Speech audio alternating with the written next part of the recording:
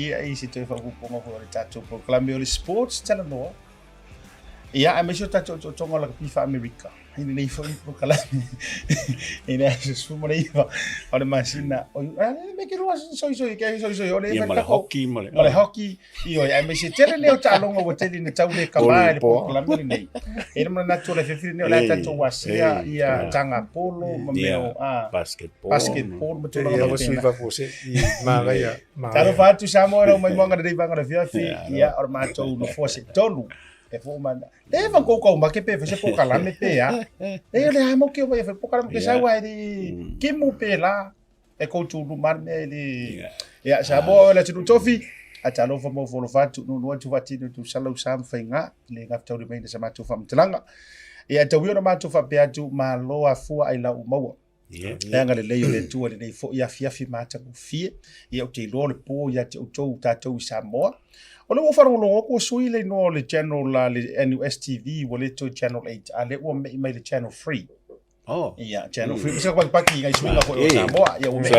me ruma ka TV ia hafta ia tu pulenga mai lava le fa o le university ia mai la tou lo puleina le tātou media fo I Samoa whaktai lava no tātou te ngā lua whaktasia e miso le nei proklame. Ia, whaatalofa atu iso o se tafa o ke lo peo lo maua mai lunga le social media, lunga lava le Blue TV, whaafila I mo wholofa. Whaatalofa atu le lua vase lua, ia, rima.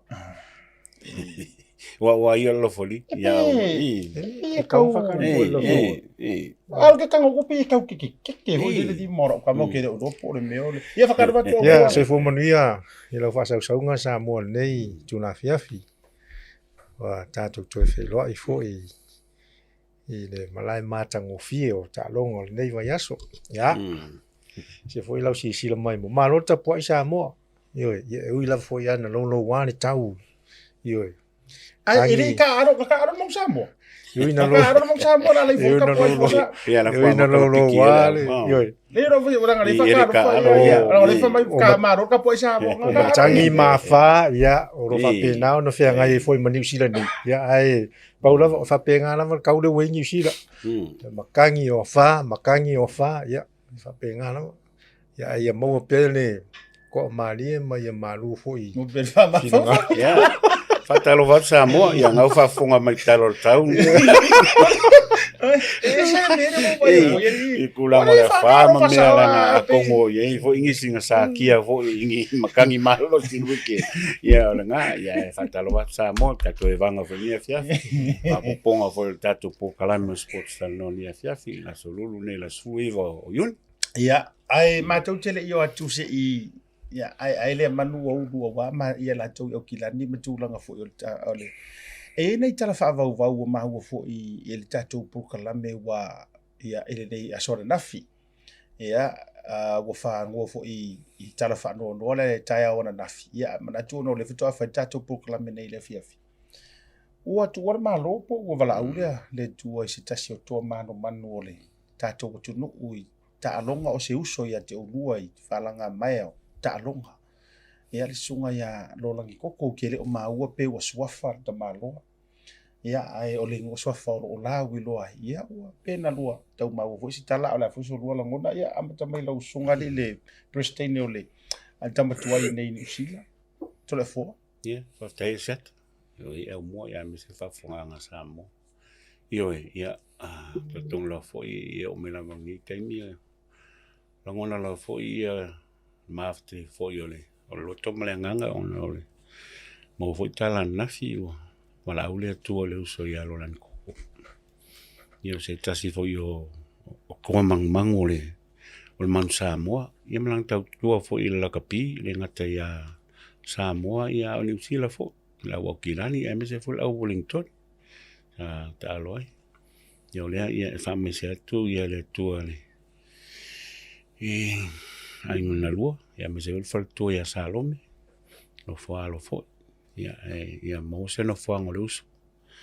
la ngona la vol fa no to foi ma fo fonga foi temi sata alo mai ai ia wa sa lo val au ia pe wa to fo ia ma fo ia tu ke minga ka alo mai foi mama io lo langi sa mo to amat fa ta si me le val to na tonu ta alo mai mang Samoa. Ia o mos tangata foi se kasi fe ka ua foi kongo lonku lai mai ile mang Samoa. Tulanga lo le wing. Ia kuinga whaikingo fo le ia tono lomu ma. Wa inga o kwa powerful fo le ole ia male ia lo langi fo ia kele yo ka lengi nga ia nga fele ki fo sa o inga fo i lumuenga sa o ia vele ia kasi le lima ka makawa a se yuli po fo i ke minga ia vele ia la ko le nga o fa na ula le se yuli nga fo mai le ia lo langi ia e makua ku ia nga uso fo i kulong fo la ko so fa ya kini vaenga ma na uso matua fa tai sua tulepa ia e lo langi ke le yo lo sao ni wa ma silfia foi o lo langi nga pikele engi sile ka lo la ko sevens ile iva tot ia ai fili ai ma up ia lo langi ia lo ka lo le ia Samoa ia le la ia te tonu foi o se langona o lo ka fai langona mai le ngata Samoa ia le community al Mount Samoa ma le atu ia me se fo ia la uso mala voenga ma mafuta ta alo fa kasi malolang i nei tu malo va la tele se vaenga matou te afia ai sa no ia Aumua il tempo tatu fasoa le mati ai nani se tulanga mtati au so la ngona ile fate ia fo ila so na e moni le la vasiata yo se talafano no foi mo le fanta foi ona u mo ua tu ole foi malo le uso ya lo ngoko yo se le foi na mafuta maluso na matoa onga lava ya vele ma mafuta mai ai ta alo fatasi foi le first 15 ye se yo mai foi lai tulanga kalapu ya ta alo fatasi mai lava foi le taito fitu i mota le ngata foi taito fitu Samoa ya sfuli mo foi o se pinta tele fa ngalonga tale ina ua mo tala fa fo se ua tu ole maftanga maluso Mas tangata fo ye anga malu fo ya ai ngona lava fa no ina ua mo tala ua ai langi fo lo ngaleus ya le pe on sa no fo ye le yo nga Toleafoa ya matu ya fa mai senga ma fa nga fo ile fa tu ya sa lu memo ya me se fo yo ya lu fa no fa sin ole uso ya lo koko malo fa ele nga tele tu ole malo ia po le maliwa yo le sunga lo len ko le wingi lo afo ia manu Samoa tu sanga o mai a sa fa no ala fo ile la kapia ia mo Samoa mani sila ona o Tasi fo yo alo tala vo lo ia ila vai lo na time prime time pe ava pe le alo le Tasi fo to manu Samoa Stephen Bishop le li ile o Connor Crime Bishop Ole lai tau report ia mai wale talo e nei le Highlanders ia ale pe tau report mo maliu ia le tali pe tau mo ye se wa fa mo ole foi fa te ia foi ole pe ole maftianga na foi le ia me se foi uso ia Stephen Bishop por nalo le ua ma ole foi ua o maliu foi ia le atali yo se ia me se la mai ole aso Tasi Market Tasi nei lo tu lai mai yo se fa no tele le ia mantua foi le uso ia Stephen Bishop ia me se foi wa tu foi na ole foi na malisho na fatua yo tu ala ile na Stephen ma na yonano ia le foi la ua ma wota la le ua malifusio na tali yo se talafano no tele tala vo foi le tali o se hatali foi le to tale ni foi ile ole Highlanders mo le All Blacks Mouse ia ma tu foi fa mai senga foi le uso ia Stephen ma le ainga yo no le maftanga foi mo Natalie yeah lena it's a sad day for rugby here in New Zealand alanga telo tatu Samoa langa o kama Samoa umaya wa alo fo le tu mai tamani yo le ma tatu marolonga a foi mai sika kwa vai pole ha se ka fai no toti to Talanoa i talongo semi-finals tu tanga pena wala nga wote ala tatu vai po yo le sola mare malo il fa ungora di fu yes. I've done my Upholstry test, son. I'm proud of you, Dad. Oh, good on you, Uncle. Easy, isn't it, dear? I'll post it for you right now. Take another, son. Let's go!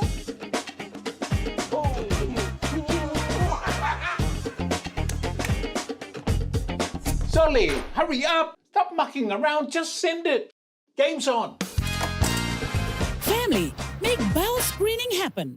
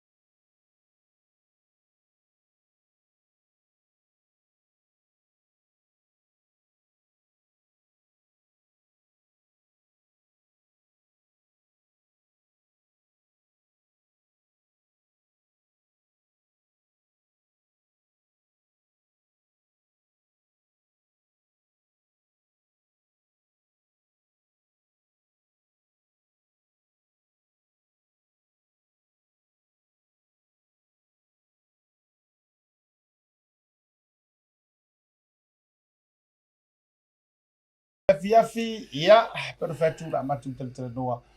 Ia I unga fo le NRL sata o toma yai a misi fo la pifa America malisi tulang. Ia na fai wele sina tama itala mo tia fe final. Telephone sto baita. Fatalo ora me o ke o fo nga o fo le o io. Fatalo fatu ile ia to le fata mai mo. Ala ka ko bole unga nga. Ia. Na la fanga ni to mo mo. Fasau pe lau roftere. Tulanga semi-final sa tau to mai ai fai unga na va yaso. Ia o se tala fa vau tele mo matou le lori lo mua. Ai onga o mako masangi ai le mea o le baro fa kamani. Le ala se mea le ona tau Toleafoa. E silia tu lo va pa o mai le semi. E boni. Nai lo le ave o mafau ngai lunga le final. E boni. Ia ai va tu e fani. Ia a le asa mai tau a mata tu mua. Na sa mai tau tatu o tano nga Wellington. Ma chief se a mata mua mai ai. Le asa analysis o talonga lea. Where did Wellington go wrong? O fe o le ase mafua anga wa fata malai. Fatu sa fo I ele mama ko la ku kalonga mal chiefs fo ile la to malo. O le tulanga le sai talonga sa mana ia le matanga fo le Wellington. A pita isa le leile wa ko ka penga le leia le chiefs na ko ele ngaka na ko attack a la ko defense fo. O le si tulanga o le ye tele sala Wellington ya le ngatana le le kele le fanga le open player le Chiefs o le si tulanga o le numero 1 le Chiefs o le simple la va finga e si titio le talong no fancy just play simple rugby, go forward o le makua manga ia le ngata foina e mo ila vai le o pe olanga lo le Chiefs le manu si skala mole a Wellington me ala le o le nga lo kwal por ku ai saulo ia stitia se le mana ia fa ngole o le fa nga inga stitio le nga te fa nga ma hofa al ko inga ka lo le se lo fifi ia quiet humble ho ngale but o le action le ke vai ku nga makwa ele sa ka fo le ka kana kamore for fucking man o inga ke lo mo makua ka kala nga lu ngone finka inga ku ila lo ele hurricanes ia ko kele le keina ai folia asititi le nga ka nga kele mika ko le leilanga defense ko le lei foi malanga Gary keleanga breaks pe o tulanga lana ale tulanga to sa fa pela la to fa le tonu le Chiefs langa la vele la kele la ko main key players lenga na ve de huka ia ko la ve ko mo le si huka ia o pe o mangi nga kongi es fulu le polo ko ngo fa huka o le lo po ale si options fo nga lu mo fo kia ale Chiefs anga ma ko le la vole pui nga le Chiefs ma no fa te Toleafoa ia mangi maka kalo ngai o au ngi lo e kusa le leia lu mo forwards ma quarterbacks ia pela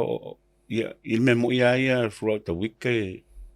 o kela ka ngaka pe le kala ngole Chiefs ia o ngai kilo vole performance ma consistency al Hurricanes ngai ia ka kong fo ile malo lo vole Chiefs il fa o maka alo ile la ko maka sai ili mka penga ka kong fo ia umangi lo semi final me o ole ka se life na ko kusa mola a pay o ko nga kalong va pengi opportunity sa aka ko va inge ke pe ki kilen sa na fiki lu malenga mo e wale sa lu kwes ko nga me fa penga o avangoa ala ko taking a lei mo wile ile ai mal score ya ka umanga nga me aka kalngo vola set pieces me o forward back an Hurricanes or ko throughout the year or ko I consistent la ko forward me umana ya lenka ko vai foi le Chiefs pe o esel ko li finga lu ka alo a mai la lose forwards pe ka o e Aumua ya la tali fo ya Wallace le alo o le maru o mkwai ko pe fa li mai si le finger ka alo la kali le ka ko vai o mai ke lo scope ko lenga assistant o ka ko vo la ya ko la mo pe o le verso ngai po ka nei melo blacks we wouldn't be surprised I ke we ko le frame il picture ya la kali ya was so happy il ka longa ko ngama ya ko mo fo ya vangoale ale Hurricanes but I guess what le si tula fo ngale o la folia o le sa fa pe mo vangoale Hurricanes ko ngai ngo kele sin pin ko lu sin pin sa fa sa la ile yellow card le Chiefs ale tulanga le ako lu vai lu sisi la le kipingo le passinga le le mo ka moya was keep it passinga ta ye wala nga sa oro vai le keep passinga ya se moya wala nga me ke akui ya o keep passinga pa tai ile talonga ya tau ile se alu fanga le Hurricanes mo fanga manga matua dominate ko le kiki kama matua dominate lava ele au le Chiefs ole atu no to le Chiefs e fie malo nga ko malo o se ko le te mantua lo Talanoa ia ile le menga ilo mafofo e kela ku au e kela ko fa fa lo wala nga e sa o ile so no talonga il piora ama kuashwa we konge ia wo fai ka wo le fai te afu mai foi le mano le la ke wala me wo ke wo marca si fu ia o ole aula le champing ole aula le la champing ole mo si le fia ole ko ka ngona le fai o lo ma fo fa ele plus la ya ai o lo fako Antonio champion ai lo fako ele Chiefs ole la e malo le Chiefs mai mo vo sco a Wallace ka lo ngal kal kong mai ya umanga pikelo blacks la play la sikipi for the final karuno popole no ole ka kere yo baile tanto le baile ole blues man ele aso for really ya amata mai lo sopa iso finanga wala nga a karangoa ipi ola nga awe we ai dei o lo fari iso finanga ele keling e nga malo ya penga sufa ya nga le difference il fai il kam fai me foi ale Brumbies la ko manga nga match lo fo il mo fo ia e peia o ile area nga kwa tamni ele blues ia il mo fo vai fela o grandstand le mangi se maka ole winga lo tito fa ya joy wa afu el talonga le sembilen tato va ya tu nei ale Chiefs ma Hurricanes wa como ya la lo le stadium au vai ya kusia wale pugu ole be ali pe wale to ye se tali to nunga le to tele Io fatu le io le au mata mani. Ke long ka fawa ia kanga kango fela fa ka we ka penga meli final score ia. Oh, ke lo le ngana. Sa ora na mara. Ia ai okay lo fo ia. Langa o suengi ia wale mali o a faila. Ngana lo ki ko fa ko. Ia faile ka penga skula ngal me. Ngala o le fa ia la ko la ko le to mala. Ia mo le. Ile ngasi ko kili. Ai umang. Buka api ngumu. Pela o nga yei le so ko nga. Ya, le ka fa ku ka ia la wa la ta. O le tua na. Ai nga makuai ka apela va mali. Le ole ka longa le. Ala fu ngane kumu. Ila ngai le o yei au ka pu ai le prompis langa le o mai ngai. Usalna ole so ko ngai. Yo le afa kumu ni ai lai. Apa wan mo ke fifi ai. Ole o final awelu. Ole ala la tolo ye wala ngai e tau te fo i mai tatu fa soa ia e nisio tu langa fo i tau tua sunga lo lang koko e tatu fa soa ai la tatu wo lo i te mire nei tatu te vai po ai ole a o mienga le champagne ni kusang tau sanga le te a sa final chiefs ia ma Crusaders tau sanga yon tua final blues ma Crusaders. So o mai lava manu malo Crusaders. Tau sara nei o le manu ia tau whinga Crusaders. Le la wa e sa ungoa. O lo ma fau o le blues. A o lo loko o le Chiefs. Tongo winga no lo ma o nga akoa o le Chiefs. Mani. Wala nga e kelinga whai loko i de whai ma fau. Okay, mana ia. O le a sau SMI lo lava ia manatu na puru te le ma fau nisi au. O le a sau whina ngalo le whai. O le finals le o finals o ma au e lua. Kasi ia sau au. Alanga po au e lua. Kasi ia sau au e le whapea la au. O le o ai la au e lua. Mili patia. Hey. La sau whina ngalo. Fais whainka le final. A mawhai le Chiefs o nga pui mai le pick and go le ale Blues. Pe o luma la vale ua. Pe a whea ko foi. O se kausanga ai le Blues. Yes. Simple your game planning sau ngai wala ngai old school la le coach le sau ngai. Kamba ngai le se ka lo ya pe plenty. Kai mi o ma ka sa mo pe plenty. O old school sa kamba.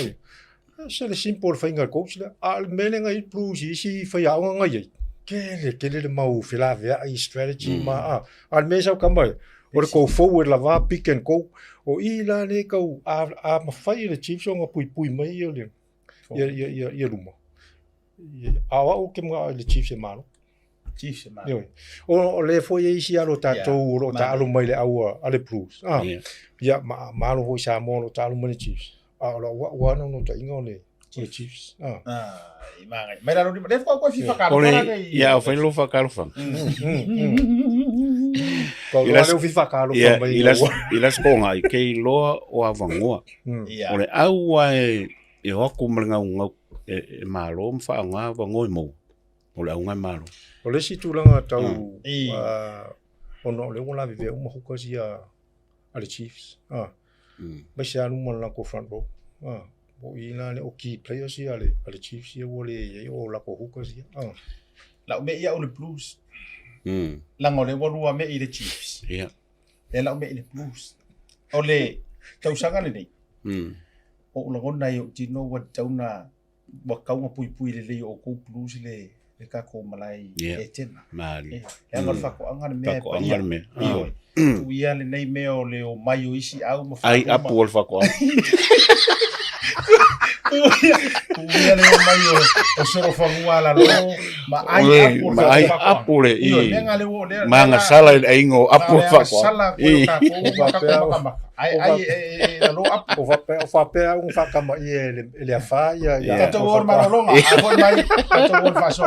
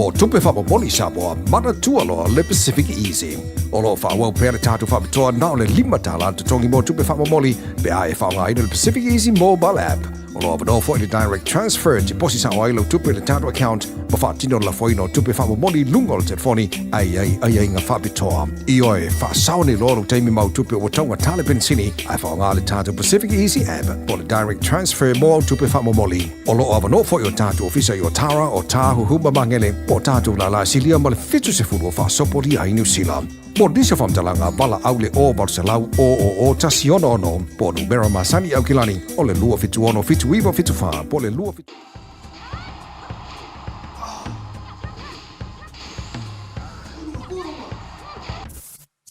No! Ei, uma que esposa. Salve, Marfia. Ai.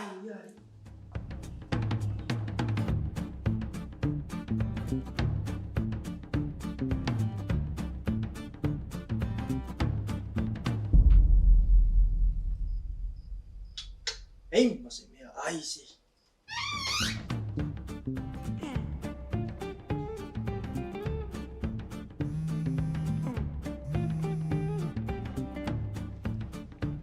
Halo, Ango. sorry.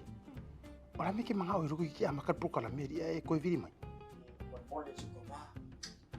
Se mas não tá falando chamar esse tapão.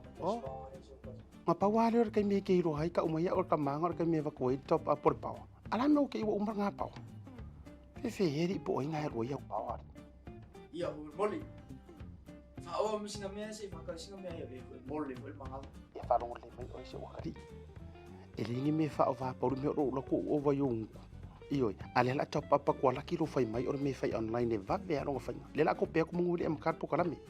Ma ero ka u mai ka ko next to nga u fa pa uma ko mara ko maka mai fa ngai la unga le Pacific 40 al talo fa va wai lo Ya boleh. Okay. ya lenga wai fa ro mai ya fa la ya la ngai la fa ku so maka mai show de fa la ko fa la u lo ya fa la ke le fa ngole unga ngal Pacific 40 ma la ku ka fa va Six. Dai lo. Le Pacific 40 iso se tafa o Samoa o fa fa ngofia nei nisi o nanga e pe o fa taunga pili o ka onga luenga manisi lava o loa mo Samoa. Asiasi nei loa le lato website mo whaonga inai le tahalofa voucher. Ya, te fa fero ya tu tali mai o le maro longa masani ya mar vanga fa fo le mato por kalando le fa so ala utile mata upu.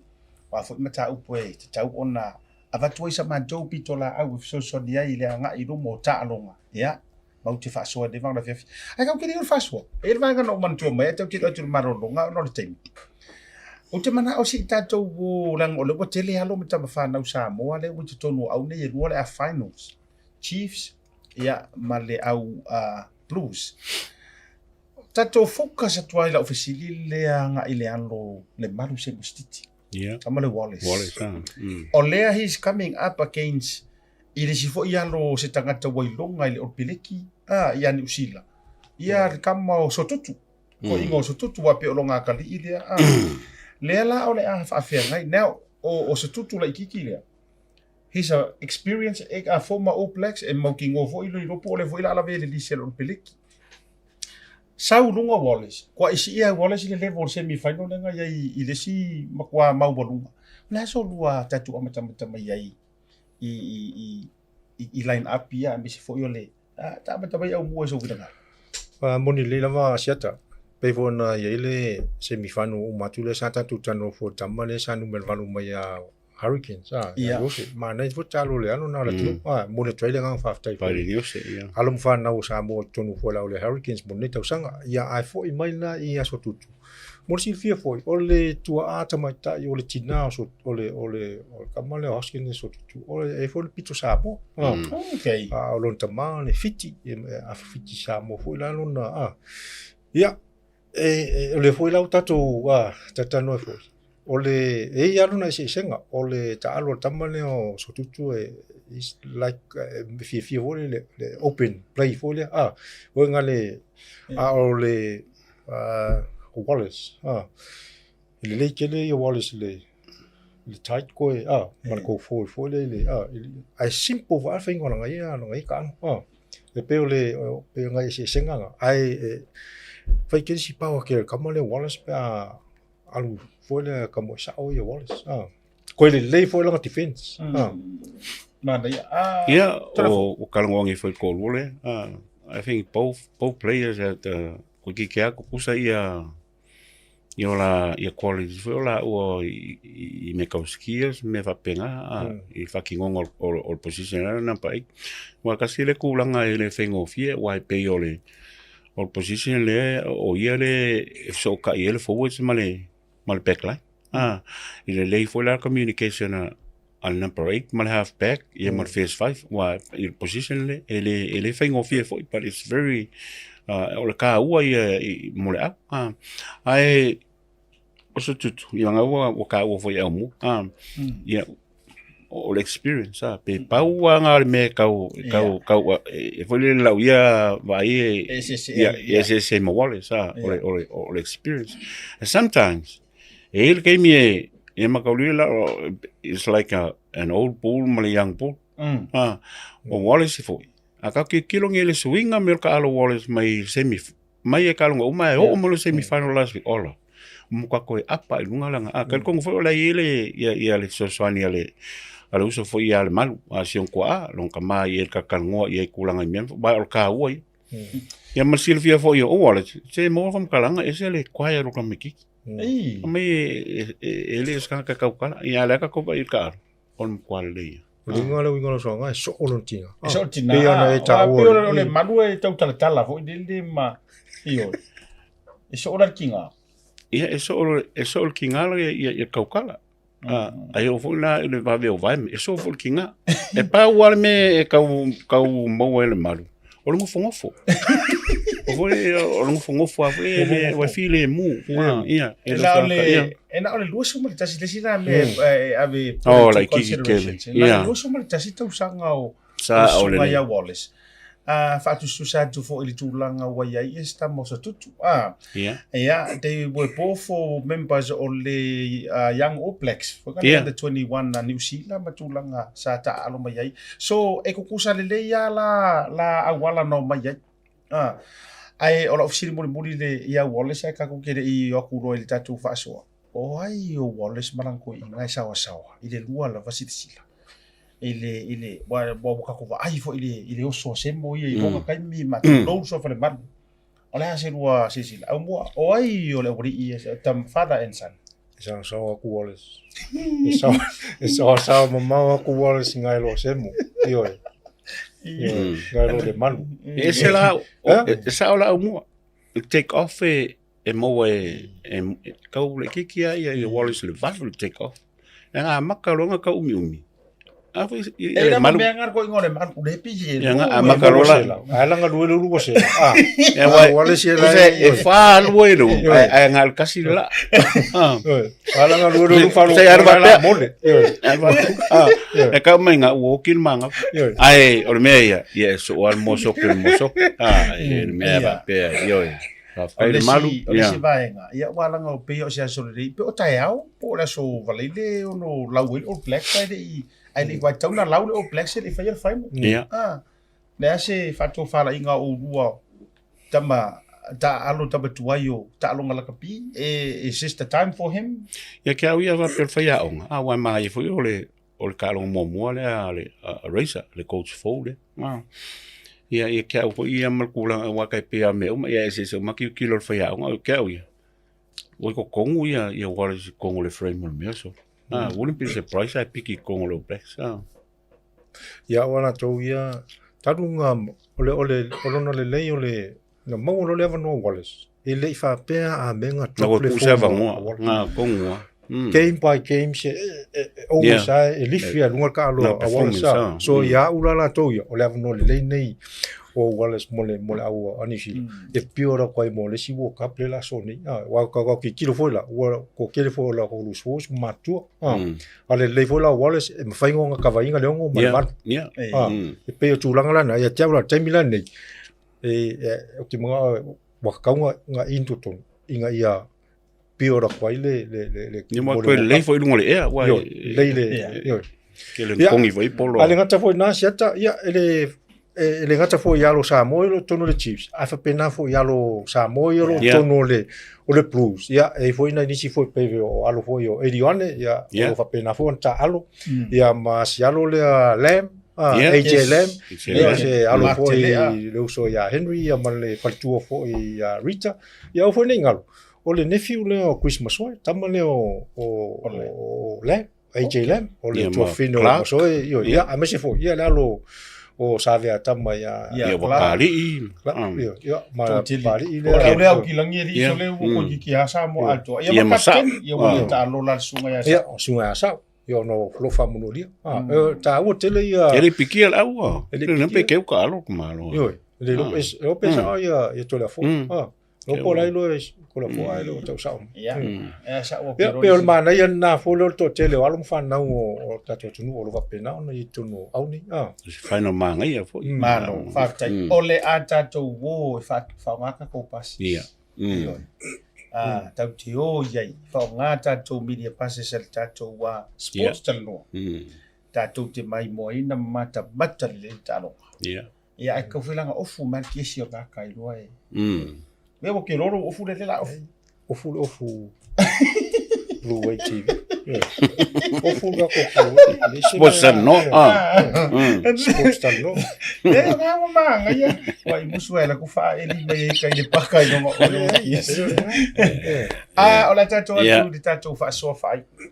mo le sunga ya lo ngo o te lo so fa so te ia wa au te lo le tasi ona fio anga mai le no mali o fa li o le mali toa tu longa le to le timu e va pipi o le mota e su wai le no for tap au fa sina e lo na tala na toa o lo na fo va lo na fa longo i Samoa e au le langi fo ile o le mota i ni ula ya fio ai ma wala i vao ya ma ai nga Samoa wala i vao la ngia fo ile o mo tai papa i tau e fio ai matua ia fa mo sili o matua la inga sa mali toa ia ai tau a mai le ma tai fia wale suo se yuli fo le uru no tau lan le mali toa wa au matangi mo po fitu ia su fo ia o soli mai se fo le suo taitu ia ai mai se le la ta i po fitu o le fallo le mali toa ma fa tu tanga ia au matangi ya o matang tonga ina ele o le faritua masanga wa o pa u stasi o po tutoa o le ta alonga la kapi o le ta alonga fa me melo i ai so se Samoa le lo langi atoa melea ta lo fai ya wa bala au le tua po tua fo fa mana vai na nga duenga ya le fo tamadi ya le susunga ya lo langi koko ya pe atato woi fa rupenga fa le le ko fa mkan iyo wa fa pui ngol malito o le a se tausanga na amatai ona sawi lunga ta alo ta malea ma amata ona sawi ya ma sawi mo Samoa au a fo kalapu na amata mata mai ai am fa ona e sawi wala suka president o tam tuai Toleafoa ona fa o polo se fina ngalo o mo ya tai ko lo ke mangkua ia sunga fo ia polo so fo ia lo langi sa makamai i atai Aumua sa ka lo mai ko ke minga o ko se ia le fionga fo i wa seiu ia ngamul yang ila ia nga sa lo la i ka lo ya muka ma ka lo ko i fa ka ma ko ma Aumua ia o me ke minga piki mai ai mau Samoa ia ma mai fo ia ka ko fo il mau Samoa ma ka lo ala ia muka ai o lo langi wa ai ko kong me al valu ko ile kalo man Samoa au la fili fe Samoa sa ve fem kapking i foi ile au keles 50 ya ngai kong fo le ko fik os kanga ka fo i penga fa yaku o kasile a halo fo i ole tunu Samoa lang kong kala ke ile ka pi familika ngatoa ngo maya kanga maku ia ngalu fola nga o ye le usom kam fai ia e ongo kulanga nga kai mi fo le i ya ele ai nga la ku kama vai o manga o ia pe nga walo nga ia fi ko fi sa mo ka alo ai me va penga ia pe au penga si la fi ala fo fa fonga mai ia nga uso fo ma le ai nga fo yo o lo langi sa ka alo ma piki i la ka pi familika os kan ka kalengia ia fe le ki fo sa mo ia ave I le fa se lau val se lau on mo kwa pe ole ia ka mo ia ka ke minga o ka mo ia mo le ia wa mo ba o se lau mika lu se lau on mo kwa e vai a maka e mo kwa e va ko ina maka ia o ko vai ngi ia ka i lu se alo langi o ska ka ese le file mo fu e mari e fu longa ngo si la fie o manuichi le ngo ka e vala a wa e vo mai no ka ama ko tua ke mi mo ke malangai se al mari ni ka o kingo pero sa ai pi o pepe vo ka ki ngani ya la ko kama va ver lu me ale malu tate vo le fa ngo poku wa ya ku ka ko la ku ka ape wa ka makua mal ka ma le ki ya ka mi fo mal ka ko e fa wa ka ko ole ku me alo lang ka peso alo mo le van ka malo ko e wa ko le ngo na lo me le ka ki ya ma ki lo po na ya va fusali se ya o winga yo ka ma ese le mari nga ve el kwa mo e kai ke vai ese le mari e foi o winga le askanga ka kolengi fa maongi o ka alo fa maongi o langona i la misia foi uso ya ma ko la va oi o mo ya tasi foi nei o uso sa o ta vai mo lunga foi e Silvia siata taimi lai eleng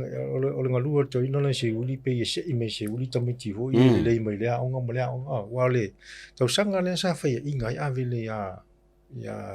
lumo olola olo ka ni olo langi lumo ya ai ori to sang se ime se uli lo langi ya vile ya le la na mo we fola le o no fola ya tasi ni tanga ta ya hola to i lo wa ya pe anta ue Toleafoa sta te malo si ke ko ya ka ke vai foi se ka fia pe ya rola ya pe o tu langa la na foi le ne foi uso ya le ngata foi na ya tasi foi nei o ta ya foi tono kala puma ya o le si foi o le sa tau tu foi la o lo no i mali ya ma le tu masanga foi le uni le tu masanga tasi foi na tu langa sa fa pena ona ale ngata foi na o lalo i Wellington sa tau o te le ina wo fo ina wo umala o sa ulo langi nei New Zealand o mama nga o New Zealand ya pita sa ya no ta inga o le uso ya rola e tau tua mo samo o sta ta fa nga ta fo e mo le la vai to la fo e se fo i de mali o wingo ne tanga ya la fo la na fa ingo fo lo manwich o le speciale ke mo o al musica ho ya pasi pa ma to mai nei la mai kai kaulanga ya ako mai na kai kaulanga fo o le speciale ma ko malo e fai la pasi ka me to mo wit ya o su pese ma ka malo fo ya peoinga ya wa fa ingo ya la ye le yu ko la nga vel o ka malo mo wit ya e fa ingo wa longa la va ya e ngo fo so ya mo wit yo ma lo fa chai o ani nei vaenga fo ile mata utia tu poto ta alo ban samo ni si o highlight e fa emo ani nei vaenga fo ili makaki angi mi vo ngalo inga sa o ka malo ani nei vaenga man nei tondo ban lai po ngi pu e fo i matu langa fa pena ya o mi o fo i taimi o to ban samo e fa ngalo ngata ia wal ke mi ka alo malo plexi va to wa mo ia panga i ma vaenga ia fe ko inga ia lenga ka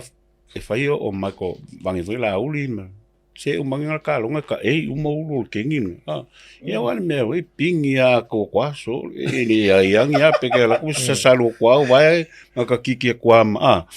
il ka longa e ma kwa le loa on yuso on sa mo ia maka le we ka alo o ia me le pilo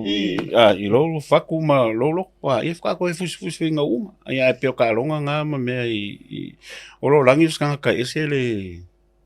lo ska ka foi nga wa fi nga ia malo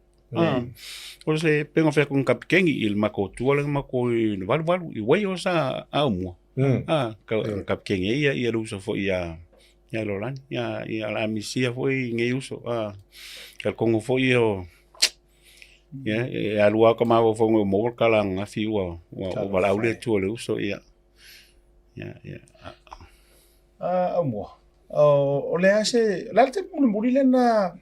ele talo ia lo langi le manu Samoa ma fa uma ya ma lan tau tua ma le to e oi o to lu tau ma le tua se vai taimi o le taimi na ngata pena ngata fo to te ta alfa tasi ma le sunga e lona ko. Man kua pea o le sfulima pea o le iwa ko. O le iwa tu. Ai o le 7 o le iwa fa. Nika ko fo i ma le Hong Kong. Ia pea e nganga o mai loa le. Sui e fo i ia. O le teimi le tau au. O le matua to a tele o tangata sawa. Which is o le mena le tau le ki le teimi le nei le swing o le fitu wai ai e le wa maua ngai ka mai ki mano rosi nga ai pi nga afa ku ora mo ia maua mai e isia ku a le tau vai teimi ia o lau sunga Toleafoa o Aumua Brian Lima lo langi koko so le vale le umari le au vo le fatu e ise o le se la ofisili le tu langa sawa ma ise ngo speed umane o tone en faina tu fam talina pela sunga do langi o Brian ya me se no le vale ro famo le uso me se ole tu o le malo ole ase vai nga winga ese ile sawa le tenga tele lu mai tau mo tu tamata alo ku ki sawa mali ke lo a fai meeting ho ke limas ful mika e mulialo langi e kungo wala skan ka vavele ele vavele se ke no ke ya makalonga ngasalo la ya pe vole e qual take off I last ia kulanga ia pe mukalngong il speed ma me il fiku ia nga kai mi ka fu sa o makang you know ai o mirona nga mamuru pa malo ya moni le langa ia Toleafoa e tuai no le oso ai vam vetele le long distance fo ngale le di kei no le alu le o kamo se o lo langi vo e te tofitu e le ngata i luma e fa ngai luma e fa ngai pu pe lo na leina ala ve mai luma ia fai la ile nga me ia lo langi lumi ia pe o tu langa la na le yo ke le foi o kai mi ia sola ia wa foi lo langi pe nga ko ai vai kaka FF king o kaka se e pio kami kiki foi o ise kemi ke fai so le o lo kinga pe koliaka o la pu o le pu el pusike se ma ko pu e ma le pe kanga ka so kaya lo lagi e mo e Aumua o se uso ese le o ani ona winga i te mo talo se ka korkolo yo vagare pi ka Pero Amerika que vai coinga de wai ar kanga ka pi ka sparking a me confuso anga ma ko ele os kanga ka le anga ele os kanga foi fa kumis o kunga ka foi e ulo kanga ka e ke o foi se me e mo ko ia pa ume o kamalo apa ume ya lo fiolo langi ka ba ko ai an mo ulo kanga ka ma me va penga moni ele os tanga ta foi le fia fuso ai te loa na vane i ka foi lo kamane o mo ka vonga file mo ele ke loa na vane i ka voi ke va ku foi o le pisa foi o le tautala ia luso fa tino mai yo nga ke loa i la fa ali mo ga lo le fia o se me lo langi masangi ia ma ko tu ke pela tu le wai so o le vol polo carca si lu mo mo walo ne ke pesca ko coffee soli e kai me un coffee ka nga ka mal kai me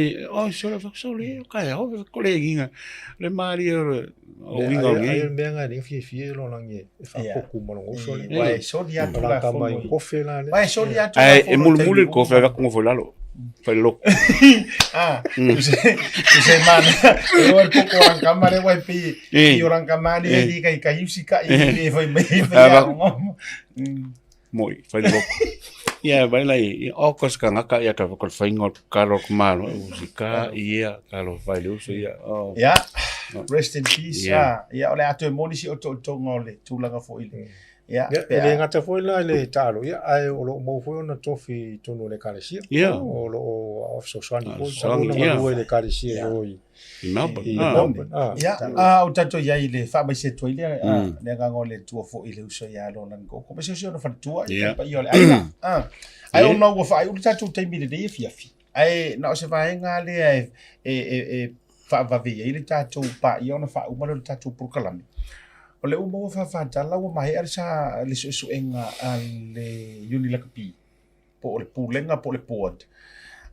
la kapi sa mo e tu langa na issue si sa race mai i tu langa te fitu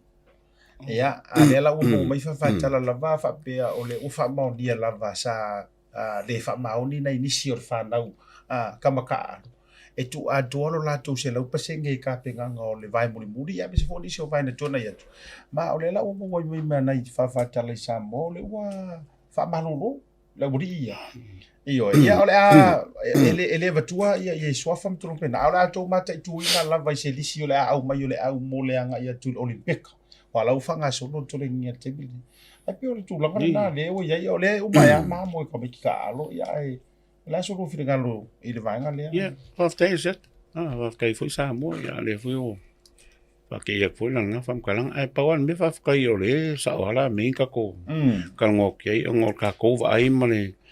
maka foi man mai mo mai Samoa kulang nga solongol ka ko au ila lulunga lulalo performance ia nga pinga ka make ia ko lo i se me okupi ko la le foi nga mole ko ka ko la lo fo le yungi i la ka pie aka ngua ko le fa ya ngo mal au fa sela ko sa la pulenga ma kilo ma va i po ele iolo lim ya ka fa na ko langa ya pe fa pe foi la fa malolo ya lo ngam kam ka re ke ya si elo le anga me e so ka nga fa ya ne ya ai ya sa ya nga kala a fa yo se me nga wo ye ya ne fa ko fa la inga fo ya le inga ka pi mala ko ya si ya sa i le pe po i ka nga ko me ngi o vole kua ko me kamaka ma lo faftai au mo so vira galo fa o lewa tu e ta wo tu langa le sia ta e pe on tato fa so voi ma e pe ana fa ya tu o te mini e ta sia na ta vai tu ngol malai po le fitu po sfulima ya awala bangi pelo memo mo kamka e ka ke lo kwa le ku ma ka le o e lo e ko le lo pe vole nga whakanga e me wana pinga wha pasira wa ku wale ai la ngona fa no pe fa pe o tulanga i le no ye ia ni tulanga o e ma fo fo tamta tu fo na me mataulia sa mata no fo matuinga mala tulanga le ia o no mali wa tu lo so atuinga mala sa ia ta ua ina le tulanga le sa tupu te me to ina le Corinthians sa ye fo inisio ina to no le yun sa fautua ina ia le inisio players awangi ko ka alo awangi fa le ko ka alo o ngol kam fai fo le ia awangi mawangi result le fo ngal tulanga le la pe wo tau ma wa tulanga le wa sa no mai pe se me fa pe na le tupu to no le yun o i fo la o tau no titilo ta to yuni ele hata fo la tamata a tilo po ai tanga tono le uni le fayan bele wala ngal bele lenga kupu momo ai do se mele lei o ke fo la o kanga kai le a fayo kanga ko kongu le ngal du ko le uni le la ki fa ko inga ka maiki e awangi le la ka fayo lango ngal fa ngongo wa fo la nga pe na mat fayatu ma toni uta al mo kilo le la va e tu mai al ka lai ya pela peong ka ko kan ngoi ngai le satu pui i Hong Kong ya fo ko kupui le la sa ni temine malo fa tai ono le temi ai na highlight to pe na I don't know te o tele se ma to fa so ai le proclame o mana io ai na ona tu fa pe na o la wa mo wa fa tala ia fa pe me o le wa fa mo ni le so enga na fai ma wa ya ile fa to fa la inga wa drop pe tuli la uni ia pole ala var fa pongo watu ye a lo fa ta pena le au esele de manga yo ye ai sa oi moni lo so no tau no su etele le la nga a fainga kupu tu pai ia ko me sa ngoi au mo nga kupu ya ko kai mi ko teaching kupu tu pai le mele o fa yo kusi me au penga a re fo ya e mapunga mai no winga ele ila ile o kamaka aro wale nga uma masafa kamaka aro o la tu foi fa ilonga leo ma fa long kala ai tau su e mai le apo ai nei ko se ilo le aranga ya atu no manu ya me uma man tau fa fo ya talo si ia ta otole le futa pitanga te to fito ta to tu wale lo tu olimpika ile masi na fo ai mo de fe fito ko ta tu programe ta te telefo Samoa share ta tu programe lo social media fa te fo le NOS TV channel 3 ya mo le tato wa unanga so fatasi ai mai mato ma le verso fo mato tio mai ai o ai o fia o ai o fa nono ile fai uma o le finals karo fai le hurricane o ile o fai o se mato wa au hurricanes o ile o fai tatu ta pena le wa America ma sa ronga America e o America ai mo le via vi mato fatu so